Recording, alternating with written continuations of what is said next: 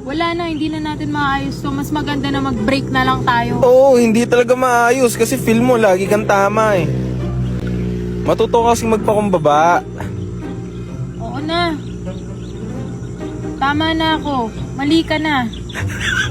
Nagpapakumbaba na ako. Yan, tignan mo. Anong sabi mo? Sinong tama? Ako!